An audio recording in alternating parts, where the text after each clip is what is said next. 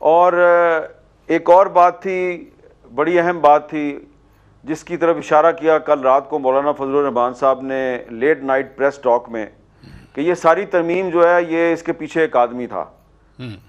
तो उसका उन्होंने नाम नहीं लिया, लेकिन सबको पता है कि उनका इशारा जस्टिस काजी फायज ईसा की तरफ था।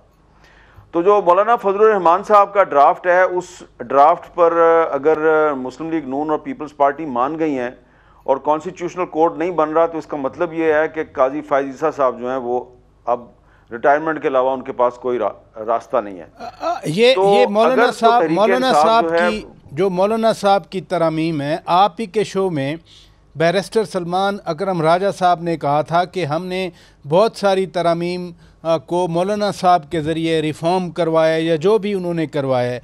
तो क्या हम ये कह सकते हैं कि पीटीआई की इनपुट भी मौलाना साहब की मुजव्वज़ा तरामीम में शामिल है? नहीं, मौलाना साहब की जो मुजव्वज़ा तरामीम है ना, उसमें सिर्फ पीटीआई के इनपुट शामिल नहीं है।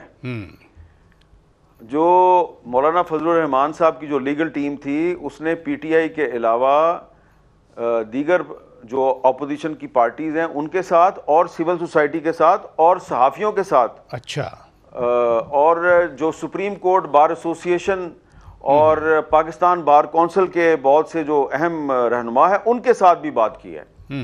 और उसके बाद वो जो है वो और मैं ये आपको बता दूं कि पाकिस्तान बार कौंसिल और सुप्रीम कोर्ट बार एसोसिएशन और ख़ास तौर पे Islamabad high court bar association, ये मुकम्मल तौर पे मौलाना फजलुर रहमान का जो मसवदा है, अच्छा, उसको सपोर्ट कर रहे हैं। मेरी खुद उनसे बात हुई है। तो ये हुकूमत जो है उसने एक तरह से मौलाना फजलुर रहमान साहब के सामने सरे तस्लीम खम किया। मैं सरेंडर का लफ्ज़ नहीं इस्तेमाल करता, क्योंकि सरेंडर का लफ्ज़ जो है वो नेगेटिव है। तो हुकूमत ने और पीपल्स पार्टी ने इत्तफाक़ राय के हसूल के लिए मौलाना फजलुर रहमान साहब का जो ड्राफ्ट है उसको सर आँखों पर तस्लीम किया है, और आप ये कह लें कि अपनी पलकों पे सजा लिया उसको।